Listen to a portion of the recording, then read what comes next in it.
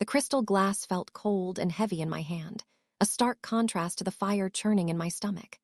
Outside, the world was a vortex of white. A blizzard, the kind that whispered of downed power lines and snowed-in roads, raged against the floor-to-ceiling windows of our living room. Inside, however, the only storm that mattered was the one I was about to unleash. The air was thick with the scent of pine from the ridiculously oversized Christmas tree and my mother's expensive Chanel perfume. It was a scent I usually found comforting. Tonight, it was suffocating.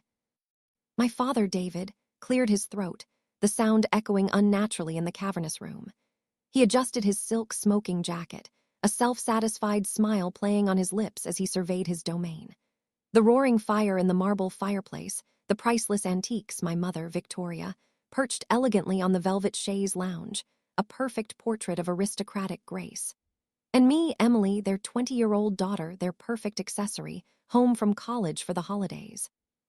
"Did you hear, darling?" My mother's voice, smooth as polished ice, cut through my thoughts. "The Hamiltons are vacationing in St. Bart's for New Year's. Can you imagine? So terribly cliché. We were thinking Aspen. We could take the jet. And of course, we'll need to find you a suitable escort for the charity gala. Young Christopher Montgomery has been asking after you." Christopher Montgomery. The name tasted like ash in my mouth. He was everything they wanted: old money, a portfolio thicker than a phone book, and a vacant, bovine expression I found profoundly unsettling. He was their dream for me, a safe, profitable merger disguised as a marriage. This was it, the opening I hadn't been brave enough to make myself. My heart hammered against my ribs, a frantic drumbeat against the silence. My palms were slick with sweat, and I carefully placed the crystal glass on the polished mahogany table beside me, afraid my trembling hands would drop it. "Actually," I began, my voice a traitorous squeak. I cleared my throat and tried again, forcing a strength I didn't feel. "I won't be able to go to Aspen, and I won't be attending the gala with Christopher." My father's smile didn't falter, but his eyes, the same cool blue as mine, narrowed slightly. "Nonsense, Emily, it's all arranged. You just need a new gown. We can go into the city tomorrow." "No," I said, the word coming out stronger this time. I stood up, my legs feeling like jelly. "I can't go because I'm pregnant." The silence that followed was absolute. It was heavier than the snow piling up outside, colder than the wind howling at the eaves. The fire crackled, oblivious to the sudden freeze that had descended upon the room. My mother's hand, adorned with a diamond that could fund a small country, flew to her chest in a gesture of theatrical shock. My father's face, however, was the one that terrified me. The pleasant mask of the benevolent patriarch dissolved, replaced by a granite-hard fury. "What did you just say?" he asked, his voice dangerously low. I lifted my chin, my gaze unwavering even as my insides quaked. "I'm pregnant, Father. I'm going to have a baby." My mother let out a small, wounded sound. "David, no, she can't be. It's a mistake. A joke. Emily, this is a cruel, tasteless joke." "It's not a joke, Mother." My father took a step towards me, his presence looming and oppressive. "Who?" he bit out, the single word laced with venom. "Who is the father?" I knew this was the real crux of the matter. It wasn't the pregnancy itself. That could be handled, whisked away to a discreet clinic in Switzerland. A problem to be erased. The true sin in their eyes would be the identity of the man who had soiled their precious daughter. I took a deep breath. It's Michael. If I had thrown a grenade into the center of the room, the explosion could not have been more potent. My mother gasped, her carefully constructed composure finally shattering. My father's face contorted into a mask of pure rage. "Michael," he roared, the sound bouncing off the high ceilings. That nobody. The boy who works at the garage, the grease monkey you've been sneaking around with." "He's a mechanic and his name is Michael," I said, my voice shaking but firm. "And I love him." "Love," my father spat the word as if it were poison. "You know nothing of love, you know nothing of anything. We gave you everything, Emily. The best schools, the best clothes, a life other girls can only dream of. We are building an empire for you, and you throw it all away for some worthless, penniless filth." "He is not filth," I cried, tears finally stinging my eyes. He's a good man. He's kind and he works hard and he loves me for who I am, not because my last name can open doors for him. You are a naive little fool, my mother said, her voice dripping with disdain as she rose from the chaise. You have brought shame upon this family. Do you have any idea what this will do to our reputation? A child out of wedlock with him? She looked at me as if I were something she'd found on the bottom of her shoe. The cruelty in her eyes was a physical blow. These were my parents, the people who were supposed to love me unconditionally. But I saw now that their love was a transaction, a commodity as carefully managed as their stock portfolio. And I had just violated the terms of the contract. We will not have this, my father declared, his voice leaving no room for argument. He was a man accustomed to getting his way, to bending the world to his will. You will get rid of it. I'll have my assistant make an appointment first thing in the morning. My blood ran cold. I wrapped my arms instinctively around my still flat stomach, a primal wave of protectiveness washing over me. No. What did you say to me? He demanded, stepping closer until he was towering over me. I said no, I repeated, my voice ringing with a conviction that surprised even me. I am having this baby, my baby. For a moment, he just stared at me, his chest heaving. I could see the battle raging in his eyes, the fury, the disbelief, the cold calculation. And then something in him snapped. The last vestige of the father I knew vanished, replaced by a chillingly calm stranger. Very well, he said, his voice dropping to an icy whisper. You have made your choice. You chose that trash over your family. You chose to disgrace our name, so you can have him. And you can have your bastard child. But you will not do it under my roof. My mother nodded in rigid agreement, her face a mask of cold disappointment. Your father is right, Emily. We have given you every chance. You have made your bed. A knot of dread tightened in my stomach. What are you saying? I'm saying you need to leave, he said, his words as sharp and brutal as shards of glass. Now. I stared at him, uncomprehending. Leave. But it's a blizzard outside. The roads are closed. Where am I supposed to go? I don't care, he said, turning his back on me as if I no longer existed. He walked over to the fireplace, propping his arm on the mantel and staring into the flames. That is no longer my concern. You are no longer my concern. You can't be serious, I whispered, turning to my mother, my last hope. Mother, please. She wouldn't meet my eyes. She busied herself with smoothing an imaginary crease on her silk gown. You heard your father. You have brought this on yourself. You have 10 minutes to pack a bag and get out of this house. 10 minutes. The words echoed in the suddenly vast space of the room. 10 minutes to dismantle my entire life. 10 minutes to pack up my existence and walk out into a deadly storm. My home, my life, everything I had ever known, was being stripped away from me in the span of time it took to boil an egg. Tears streamed down my face now, hot and angry. You would throw your own daughter, your pregnant daughter, out into a blizzard. What kind of people are you? My father turned his head slightly, his profile etched in the firelight. The kind of people who do not tolerate betrayal. You are a disgrace, Emily. 10 minutes. Then I'm calling security to escort you from the property. The finality in his tone was like a door slamming shut in my face. There was no appeal, no negotiation. I was being disowned, excised from the family as cleanly as a surgeon removes a tumor. Numbly, I turned and walked out of the living room, their cold, unforgiving stares burning into my back. Each step up the grand, sweeping staircase felt like a mile. In my room, the familiar comfort of my things, my books, my photos, the soft cashmere throw on my bed, felt alien. I was a ghost in my own life. I grabbed a duffel bag from my closet, my movements frantic and clumsy. What do you pack for the rest of your life? I threw in a few sweaters, jeans, a toothbrush. I saw the small, framed photo of me and Michael on my nightstand, taken at a summer fair. We were laughing, his arm wrapped tightly around me, the setting sun turning everything to gold. He looked at me with such unabashed love. A fresh wave of tears choked me. He was all I had left. My hands shook so violently I could barely function. My phone. I needed my phone. I found it on my vanity, its screen glowing with a picture of a smiling baby otter. I had 9% battery left. Not enough time for a call, not enough time to explain. The blizzard would be interfering with the signal anyway, but a text might get through. Just one. My mind raced. Who could I call? My friends were all part of my parents' world. They would never go against them. There was only one person, the only person who mattered. My fingers flew across the screen, clumsy and slick with tears. They know. They kicked me out. I'm outside. Help me. I hesitated for a second over his name, my thumb hovering. Then I pressed send, praying to a God I wasn't sure I believed in that the single, desperate message would find its way to Michael. The duffel bag was pathetically light. I slung it over my shoulder and took one last look at the room that had been my sanctuary. It was just a room, a beautifully decorated cage. Downstairs, the front door stood ajar, a cruel invitation into the screaming wind and swirling snow.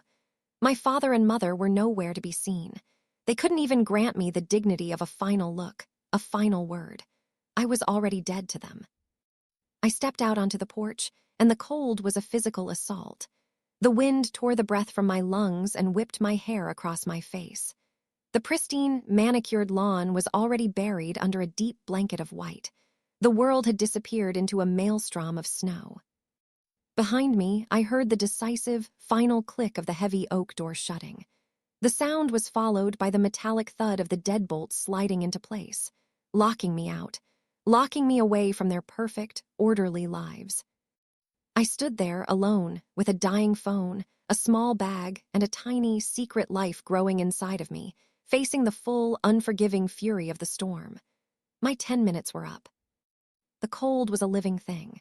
It seeped through my thin coat with predatory speed, stealing the warmth from my skin, my muscles, my bones. The wind was a physical force, a relentless bully that shoved and screamed, trying to knock me off my feet. Snow, sharp and icy, stung my cheeks and blinded me, melting into my hair and trickling in frigid rivers down my neck. Within seconds, I was shivering violently, my teeth chattering with a force that seemed to shake my entire skull. The grand, imposing facade of my former home was quickly becoming a ghostly silhouette in the swirling white. The warm, golden light from the windows, which had always symbolized comfort and safety, now seemed to mock me, a beacon of a life from which I was now irrevocably exiled. My parents were in there, probably sitting by the fire, sipping brandy, already erasing me from their well-ordered existence. The thought sent a shard of ice through my heart, a cold that had nothing to do with the weather. Panic, cold and sharp, began to claw its way up my throat. Where was I supposed to go? The main road was a good mile down our long, winding driveway. Even if I could make it that far, I'd likely freeze to death before a single car came by. The storm was turning the world into an impassable wasteland. I was trapped. I clutched my phone in my numb hand. The screen was dark. I pressed the power button, my thumb clumsy and stiff with cold. Nothing. The battery was dead. The single lifeline I had thrown out into the world was gone. My desperate plea to Michael was now just a collection of electrons lost in the ether. Did he even get it? Was he on his way? Or was he safe and warm in his small apartment, oblivious to my plight, the message undelivered, trapped in the storm's digital chaos? A sob, thick and ragged, escaped my lips, the sound instantly swallowed by the wind. I was going to die out here. Me and my baby. My tiny, unborn child who had never had a chance to feel the sun on its skin or hear the sound of a lullaby. A fresh wave of protective fury surged through me, a primal instinct that momentarily overrode the fear. I would not let my parents be the death of us. I would not give them that satisfaction. I stumbled down the stone steps of the porch, my boots sinking deep into the rapidly accumulating snow. Each step was a monumental effort. The wind fought me, pushing me back towards the house, as if to mock my futile attempt at escape. I bent my head, shielding my face with my arm, and forced myself forward, one agonizing step at a time. The driveway was a sea of white, the elegant paving stones completely obliterated. I had no choice but to follow the line of perfectly manicured oak trees that bordered it, their bare branches now heavy with snow, groaning under the weight. The cold was becoming insidious, a creeping numbness that started in my fingers and toes and was now working its way inward. My shivering had lessened, replaced by a dangerous lethargy. I knew what that meant: hypothermia. My body was starting to shut down. I thought about the baby, a tiny flicker of life nestled inside me, and found a new reserve of strength. I couldn't give up, not yet. I don't know how long I walked. Time had become a meaningless concept, measured only in the burning of my lungs and the aching of my frozen limbs. The world had shrunk to the next tree, the next step, the next ragged breath. My thoughts grew sluggish, disjointed. I saw Michael's face, his warm, brown eyes crinkling at the corners when he smiled. I remembered the first time he'd held my hand, his calloused fingers so strong and gentle around mine. I remembered the smell of his small apartment, a mixture of motor oil, coffee, and him. It was the smell of home, a home I had been too foolish, too scared to fully embrace until now. My parents had despised him from the moment they'd met him. He had come to the house to pick me up for a date, dressed in his best jeans and a clean shirt, his hands scrubbed raw but still bearing the faint, ingrained lines of his work. My father had looked at him as if he were an insect that had crawled into his pristine drawing room. "So, you're the boy who gets his hands dirty," he'd said, his tone dripping with condescension. Michael had just met his gaze, calm and steady. "Yes, sir. I work for a living." That simple, honest statement had sealed his fate in their eyes. He wasn't one of them. He didn't come from money, he hadn't gone to the right schools. He was an outsider, a threat to the carefully curated world they had built. But to me, he was everything that world wasn't. He was real. He was genuine. He saw me, Emily, not Emily Prescott, the heiress. He listened to my dreams of being a writer, dreams I had long since buried under the weight of my parents' expectations, and he had encouraged them. "You can do anything, Em," he'd say. "You're the smartest person I know." The memory brought a fresh sting of tears to my eyes, but they froze on my lashes before they could fall. I stumbled, my numb leg catching on something buried in the snow. I fell forward, landing hard in the deep, soft powder. The impact knocked the remaining air from my lungs. For a moment, I just lay there, the snow cold and surprisingly soft against my cheek. It would be so easy to close my eyes, so easy to just sleep. The thought was seductive, a siren song of warmth and peace. No. The word was a silent scream in my mind. I thought of our baby, Michael's baby. I couldn't let it end like this. With a groan, I pushed myself up onto my elbows, my arms screaming in protest. And then I saw them. Two pinpricks of light, hazy and diffused by the curtain of falling snow. They were at the bottom of the driveway, near the main gate. Headlights. Hope, fierce and desperate, surged through me, giving me a jolt of adrenaline that was more powerful than the cold. Was it Michael? Could it be? Or was it just a snowplow or some other lost soul braving the storm?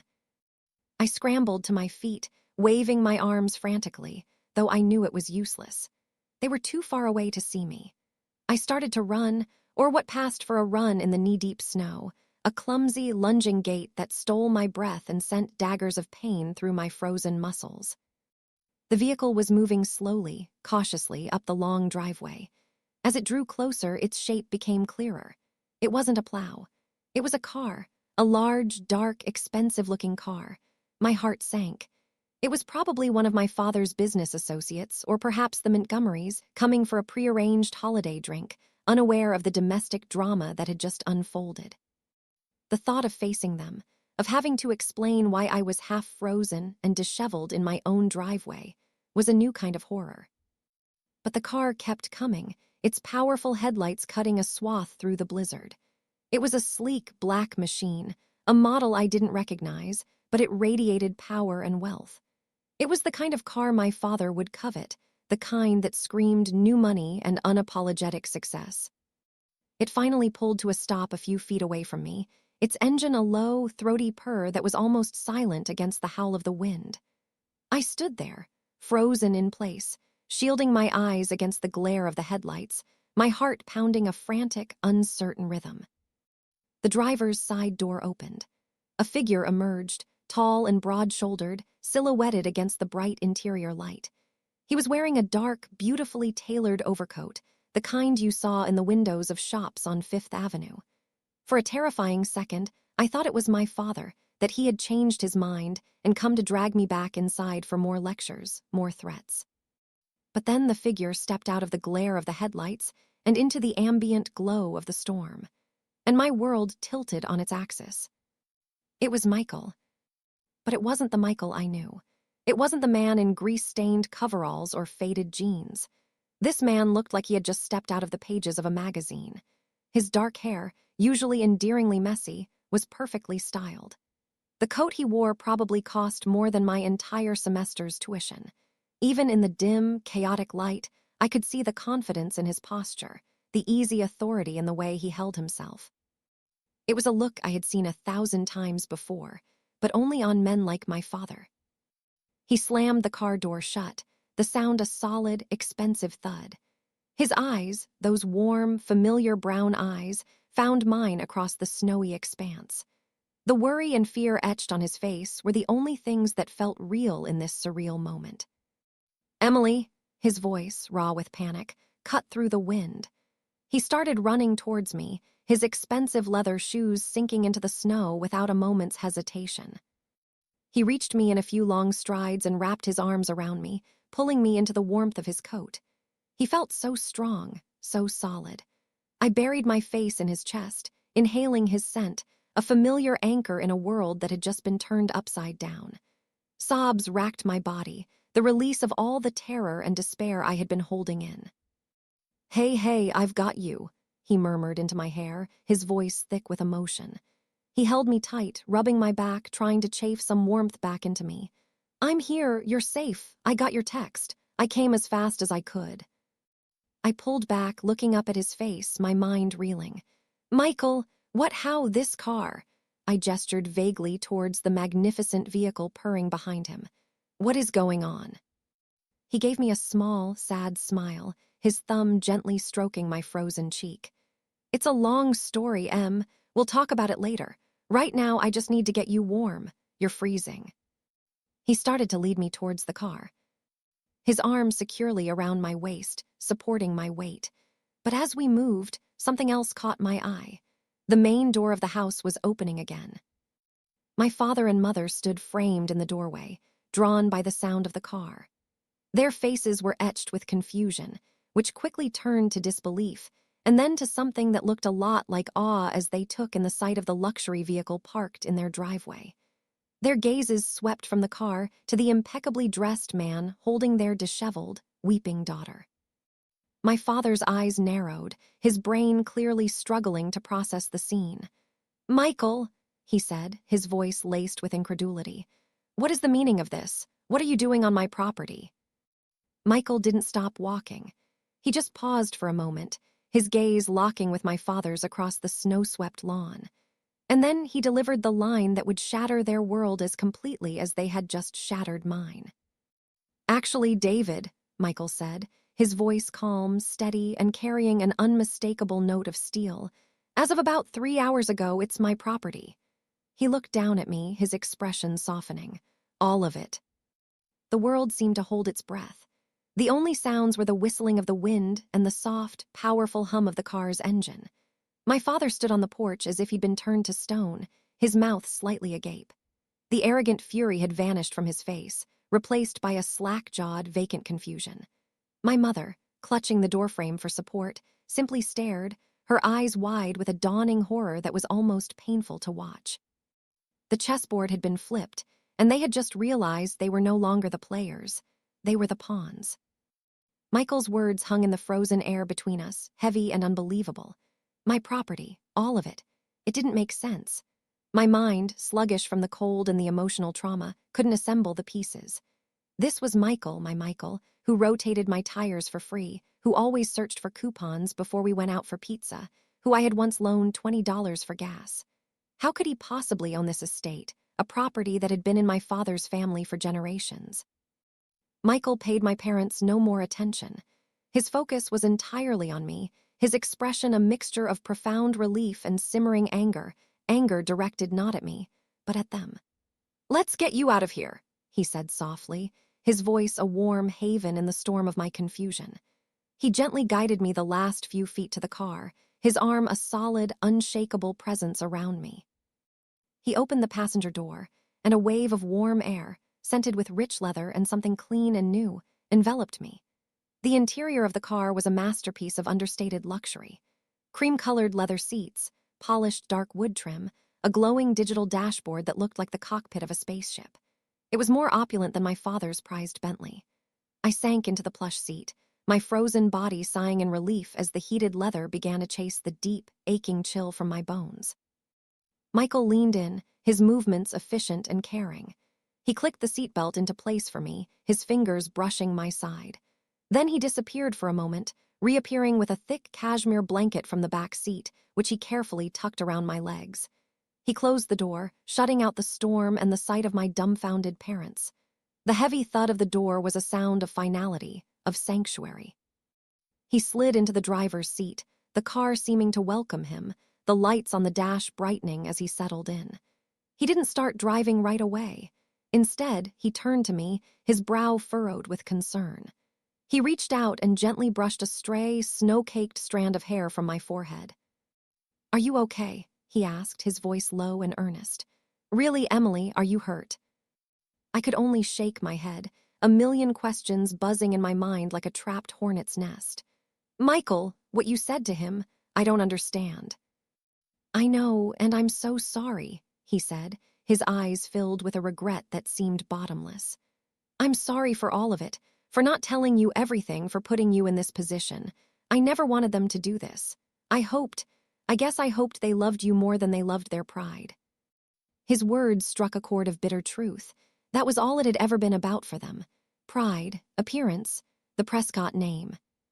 He put the car into gear, and the vehicle moved forward with an effortless, silent glide. I instinctively turned my head to look back at the house one last time. Through the rear window, blurred by the falling snow, I saw them. David and Victoria Prescott, the titans of their small, gilded world, standing on the steps of the house they no longer owned. They looked small, pathetic, and utterly lost, two statues freezing in the storm of their own making. The sight should have brought me a sense of triumph, a surge of vindication. Instead, all I felt was a profound, hollow sadness. We drove down the driveway, the car's advanced traction control making the treacherous, snow-covered path feel like a freshly paved road. When we reached the wrought iron gates at the end of the property, they slid open automatically, as if recognizing their new master. As we pulled out onto the main road, the darkness of the storm enveloped us, and the last link to my old life was severed. For a while, we drove in silence. The only sounds were the soft swish of the wipers clearing the snow from the windshield and the quiet hum of the climate control system. I watched the hypnotic dance of the snowflakes in the headlights, trying to process the impossible events of the last hour. My entire reality had been upended.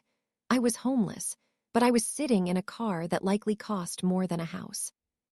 I had been cast out by my family, but I was being rescued by the man they despised, a man who was apparently a complete stranger to me. "You're a mechanic, Michael," I finally whispered, the words sounding foolish even to my own ears. "You work at Henderson's garage. You live in that tiny apartment above the bakery."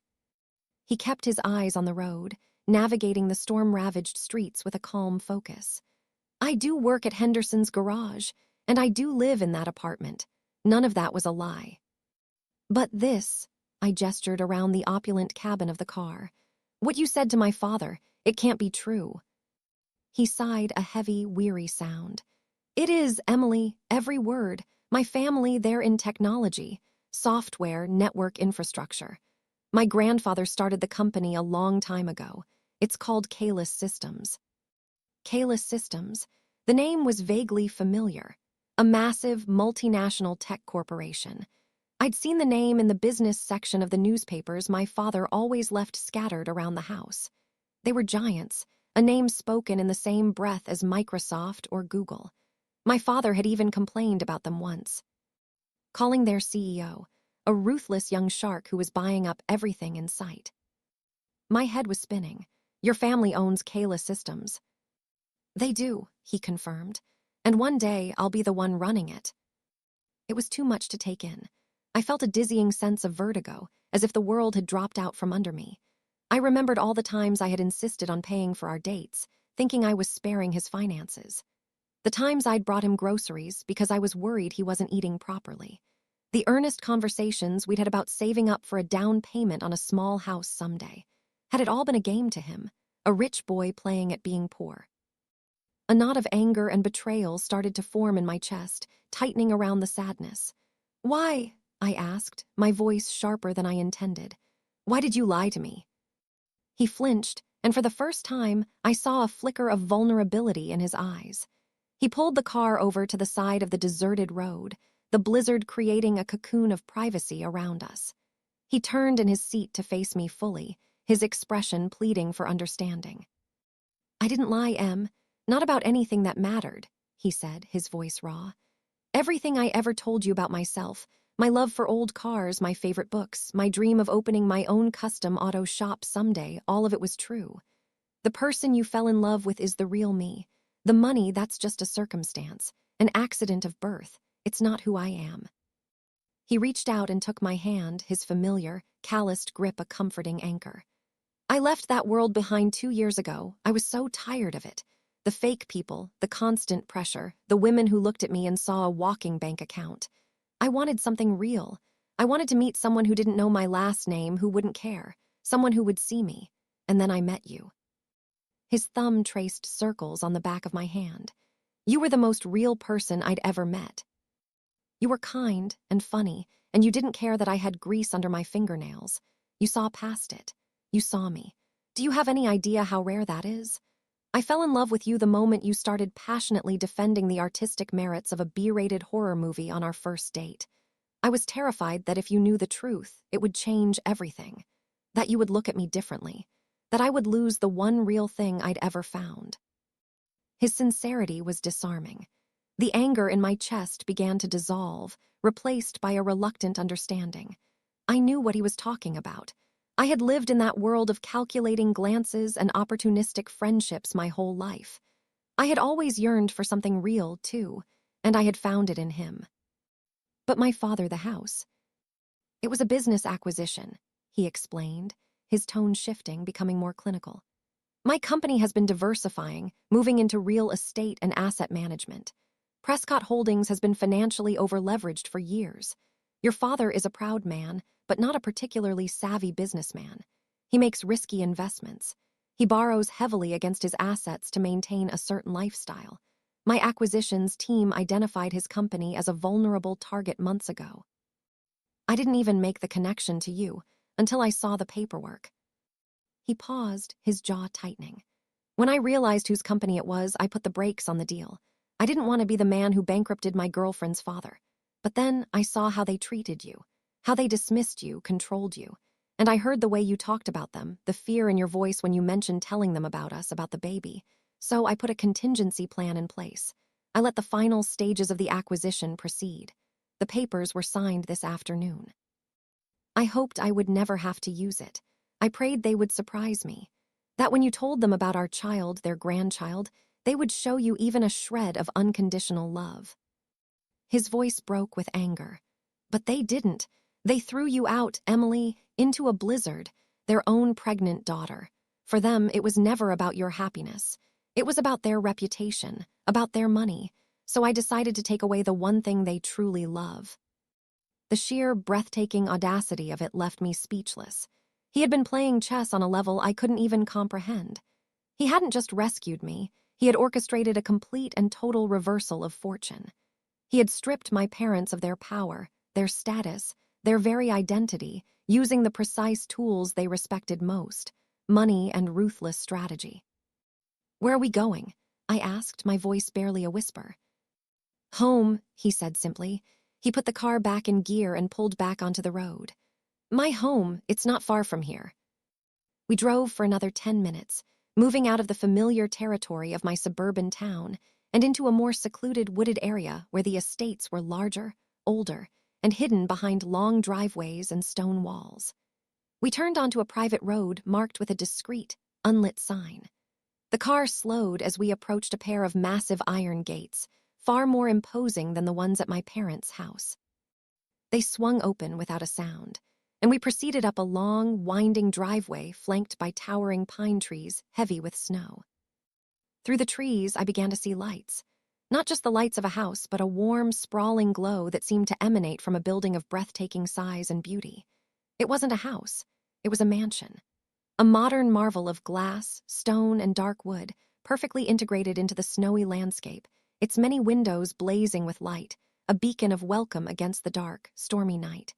It was a place of impossible beauty and staggering wealth. Michael brought the car to a stop under a large, covered portico. He shut off the engine, and the sudden silence was profound. He turned to me, his face illuminated by the soft interior lights of the car, his expression a mixture of anxiety and hope. "I know this is a lot to take in," he said softly, "but this is my world, Emily, and I want it to be our world now, ours and our babies, a place where you will always be safe and always be loved for exactly who you are." He got out of the car and came around to open my door, extending his hand to me. I took it, his familiar touch the only thing that felt real in this dizzying new reality. I stepped out of the car and stood beside him, staring up at the magnificent structure that was to be my new home. I was no longer Emily Prescott, the disgraced daughter. I was just Emily. And for the first time in my life, that felt like it was more than enough. Michael's hand was a warm, steady anchor in mine as he led me towards the massive front doors, which were crafted from dark wood and frosted glass. They swung inward before we reached them, opened by a woman with kind eyes and a gentle smile, her silver hair tied neatly in a bun. She wore a simple, comfortable-looking cardigan over a dark dress, and her expression was one of warm welcome, not servile deference. "Welcome home, Michael, and you must be Emily," she said, her voice soft and soothing. She looked at me with genuine concern, taking in my damp hair and pale face. "You poor dear, you look half frozen. Let's get you inside and warmed up." "Hannah, this is Emily," Michael said, his tone full of affection for the older woman. "Emily, this is Hannah. She's the heart and soul of this place and has kept me in line since I was in diapers." Hannah chuckled, a pleasant, melodic sound. "Someone has to. Now, both of you in. I've got a fire going in the library and there's hot soup on the stove." She took my duffel bag from my shoulder with a gentle insistence.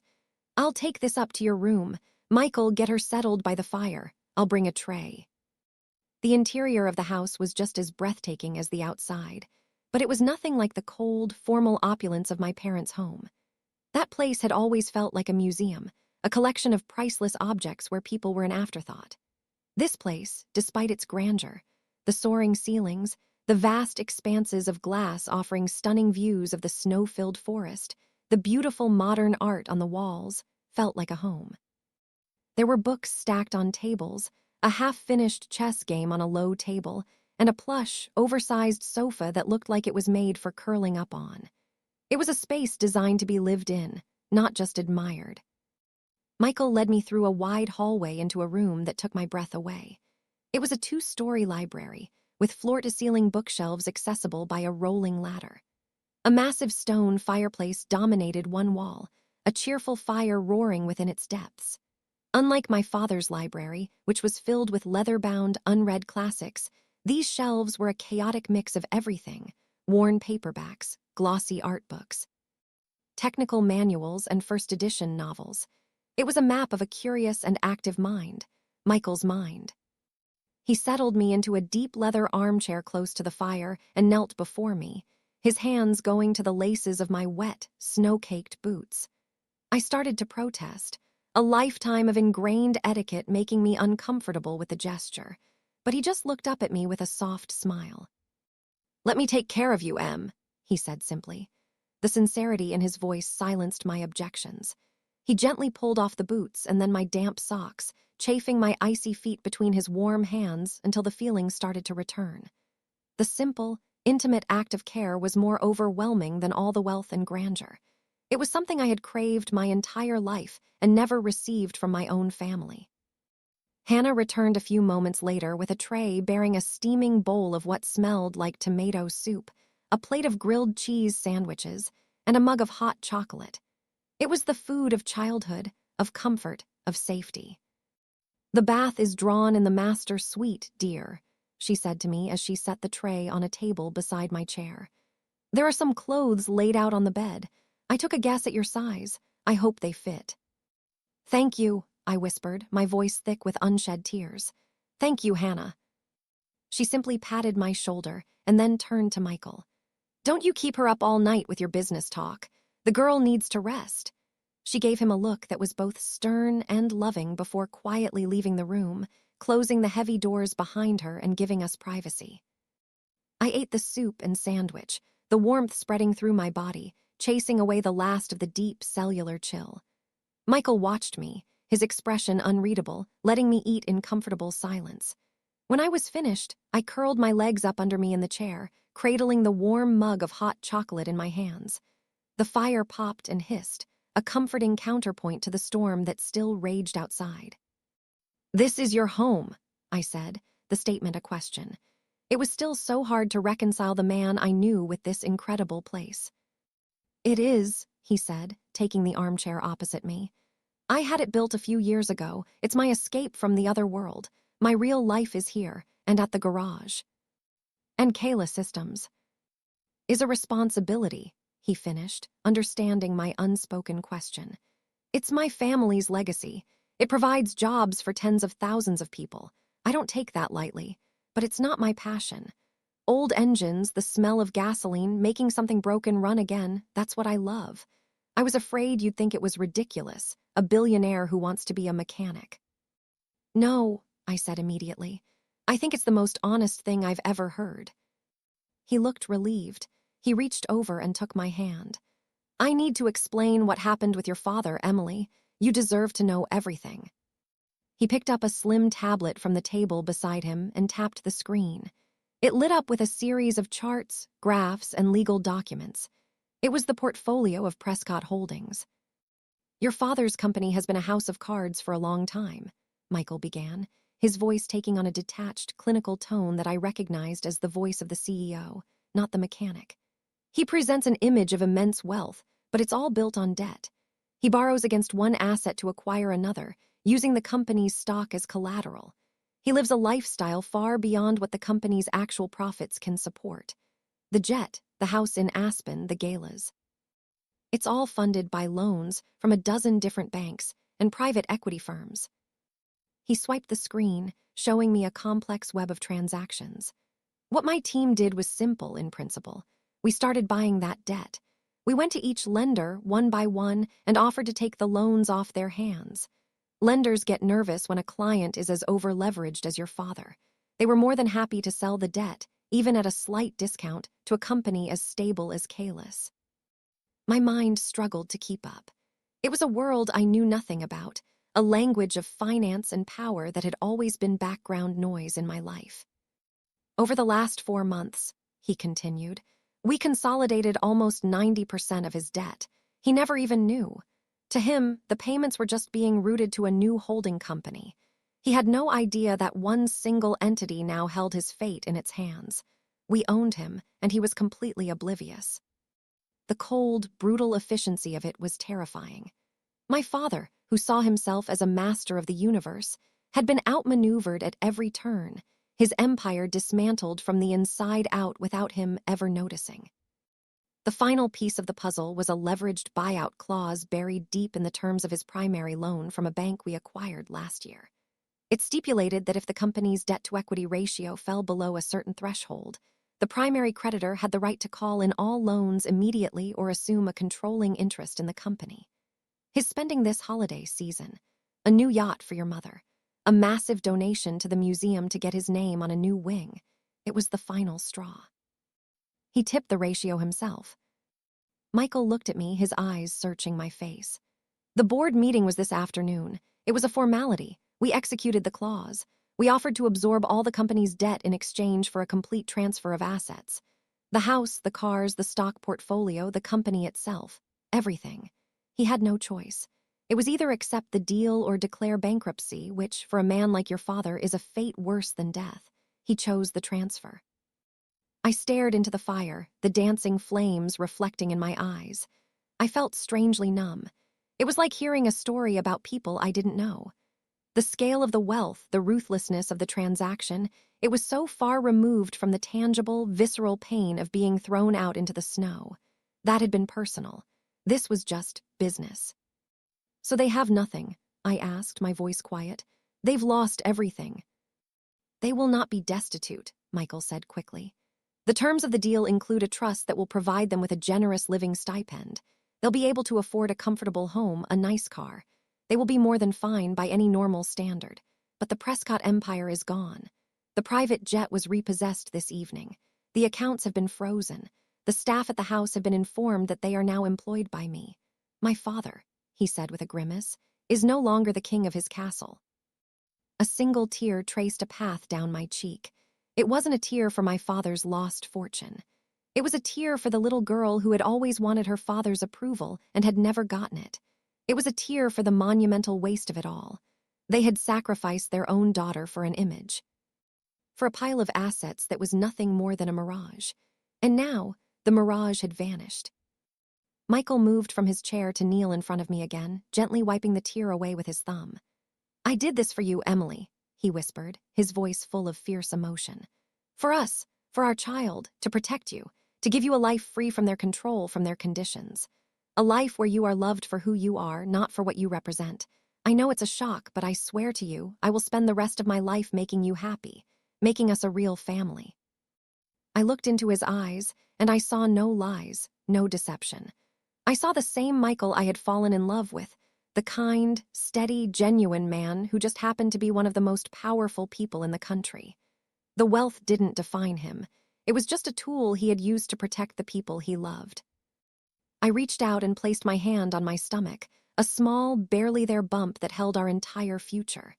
In that moment, all the confusion and fear and sadness coalesced into a single, unshakable certainty. My old life was over. My parents had made their choice. Now I was making mine. "Okay," I whispered, my hand covering his. "Okay, Michael, our family."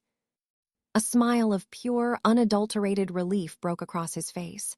He leaned in and kissed me, a kiss that was gentle and full of promises. It wasn't a kiss of triumph or revenge. It was a kiss of beginnings, of a future I had never dared to imagine. It was the kiss of coming home. I woke to a world of absolute silence. For a moment, I was adrift, suspended in that brief, hazy period between sleep and consciousness, where I was simply a presence in a warm, soft bed. The sheets were the finest I had ever felt, like sleeping on a cloud. A gentle, gray light filtered into the room through a gap in the heavy curtains. I stretched, a sense of profound peace settling in my bones, before the memories of the previous night crashed down on me with the force of a tidal wave. The fight, the blizzard, the cold, the terror, Michael, the car, the house. My parents' faces, pale and shocked in the swirling snow. I sat up abruptly, my heart starting to pound. I was in a vast, unfamiliar bedroom that looked like it belonged in a luxury hotel. The walls were a soothing shade of gray. The furniture was a collection of sleek, modern pieces, and one entire wall was a window. I slid out of the bed, my bare feet sinking into a thick, plush rug, and padded over to the window. I pulled back the curtain and gasped. The storm had passed. The world outside was blanketed in a thick, pristine layer of fresh snow. The sun was just beginning to rise, painting the eastern sky in delicate shades of pink and orange, the light glinting off the snow-covered pine trees, making them sparkle as if they were dusted with diamonds. The view was breathtaking, a scene of perfect, tranquil beauty. It was a world reborn, washed clean, and in a way I felt I had been too. The door opened softly, and Michael came in, carrying a tray with 2 steaming mugs. He was already dressed in soft-looking jeans and a gray cashmere sweater. He smiled when he saw me, a genuine, unguarded smile that made my heart ache with love for him. "I thought you might be awake," he said, his voice a low, pleasant rumble. "I brought coffee, or in your case," he added, placing a mug in my hands, decaf with extra steamed milk. Of course, he had remembered. It was a small detail, but it was everything.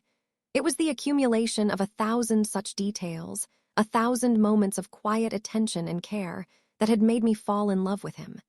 His wealth was a shocking new variable, but the man himself, his core, was unchanged. "How did you sleep?" he asked, his eyes searching mine for any sign of distress. "Better than I have in years," I answered truthfully.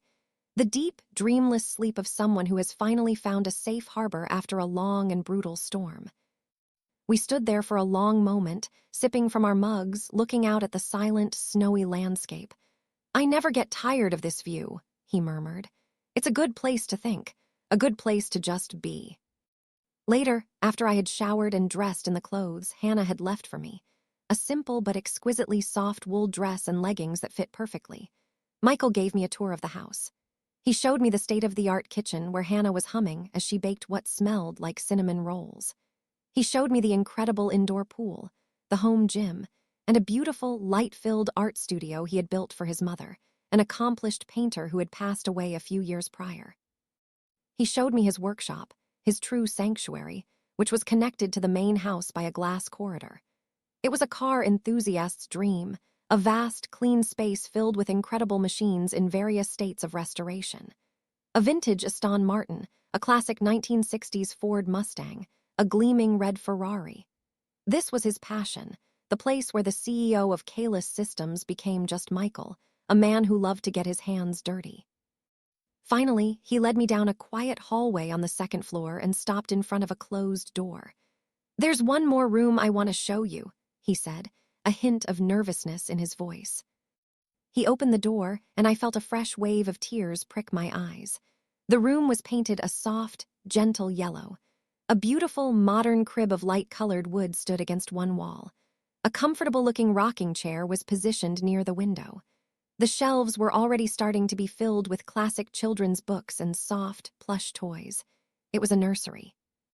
I had them start on it last week," he said, rubbing the back of his neck in a gesture I knew meant he was feeling shy. "After our first ultrasound, I know it's early, but I couldn't help myself. I was just so excited."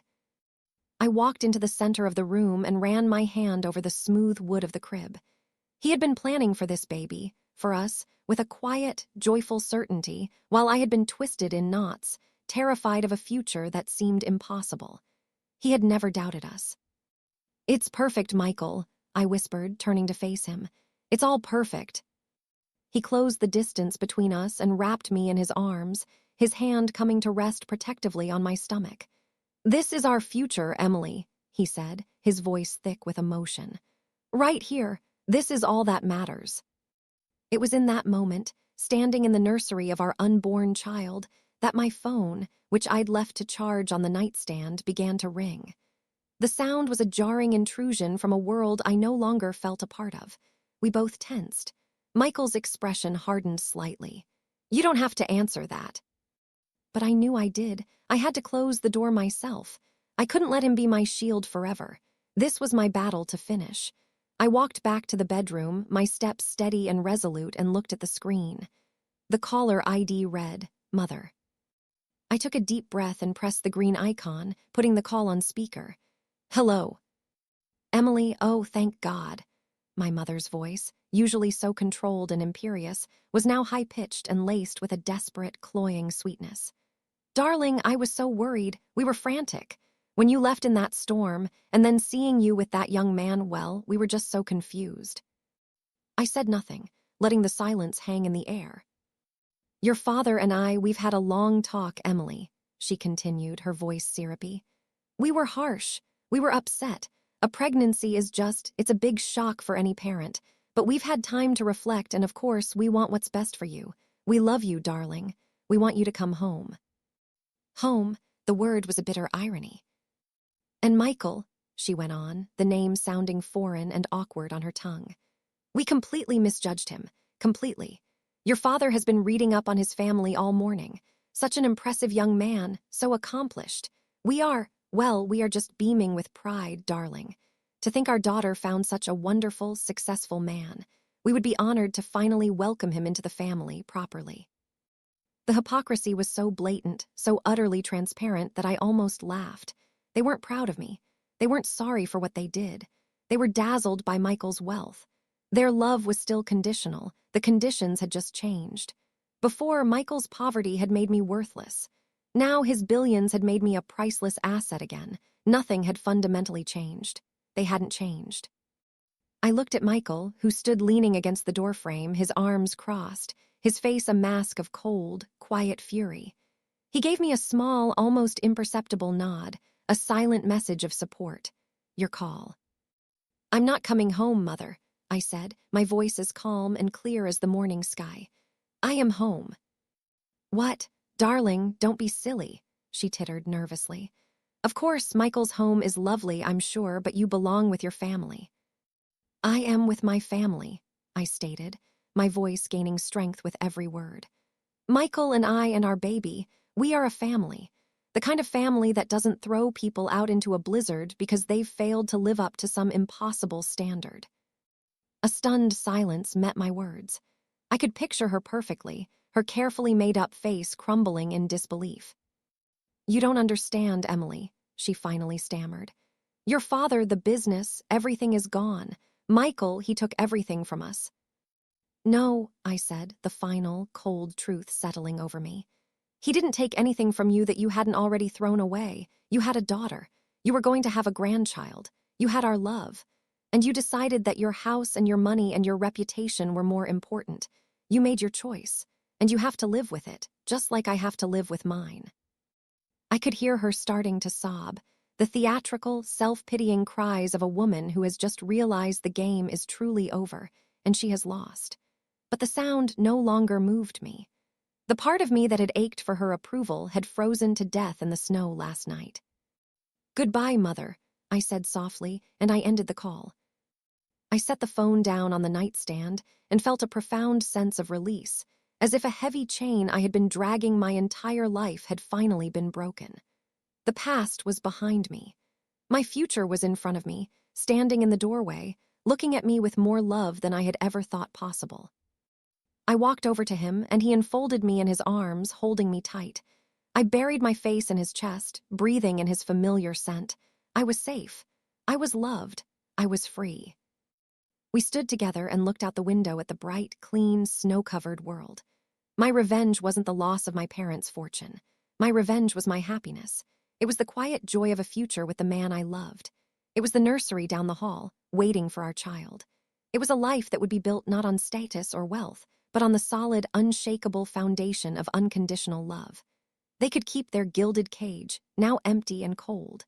I had finally learned how to fly.